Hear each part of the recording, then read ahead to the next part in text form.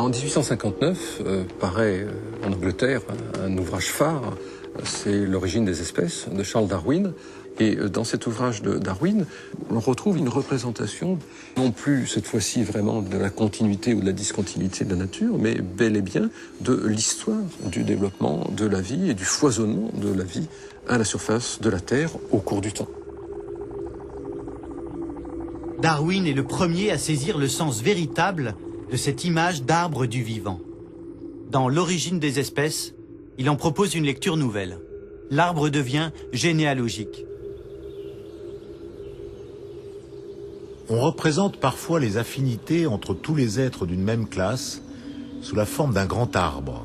Et je crois que cette image est très juste sous bien des rapports. Les rameaux et les bourgeons représentent les espèces existantes, tandis que les branches produites pendant les années précédentes représentent la longue succession des espèces éteintes. Cette connexion entre les bourgeons d'aujourd'hui et ceux d'hier, au moyen d'un réseau de branches, pourrait bien représenter la classification de toutes les espèces, vivantes ou éteintes, à l'intérieur de groupes emboîtés les uns dans les autres.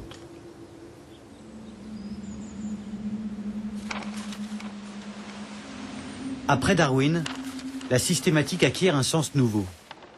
Il ne s'agit plus de repérer les affinités entre les espèces, mais de découvrir leur histoire évolutive pour reconstituer leur arbre généalogique commun. Cet arbre, c'est comme ça qu'on le dessine au XIXe siècle. Un chêne gigantesque dont chaque rameau représente une espèce ayant habité la Terre à un moment donné. Là en bas, les espèces les plus primitives, et tout en haut, moi. Seulement, ce grand chêne raconte une histoire fausse. Le problème, c'est le tronc. Cette direction privilégiée, qui aboutit à mettre les uns en haut et les autres en bas, n'a aucune justification objective. L'arbre de la vie, il faudrait le dessiner plutôt comme ça.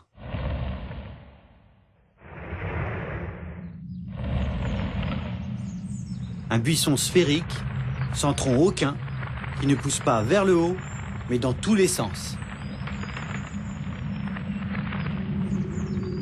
À la place d'un chêne, on se retrouve avec un buisson taillé en boule. Voyons ça de plus près.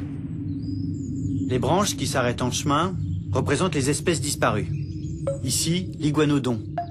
Là, le diplodocus. Celles qui atteignent la périphérie représentent les espèces qui vivent aujourd'hui. Ici, la truite saumonée. Là, le caniche à poil ras. Là-bas, le géranium. Et ici, moi.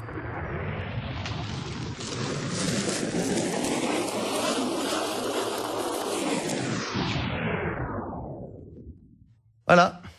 Au lieu de trôner comme autrefois au sommet de l'arbre du vivant, je me retrouve au bout d'une branche banale, comme une vulgaire crevette. C'est légèrement embarrassant, mais tout ça parce que les scientifiques, depuis un siècle ou deux, se sont mis en tête de me traiter comme une espèce ordinaire. Bon, maintenant, la bonne nouvelle, c'est qu'en reculant vers le centre de l'arbre, je vais découvrir toute une série d'embranchements qui me relient à toutes les espèces vivant sur Terre.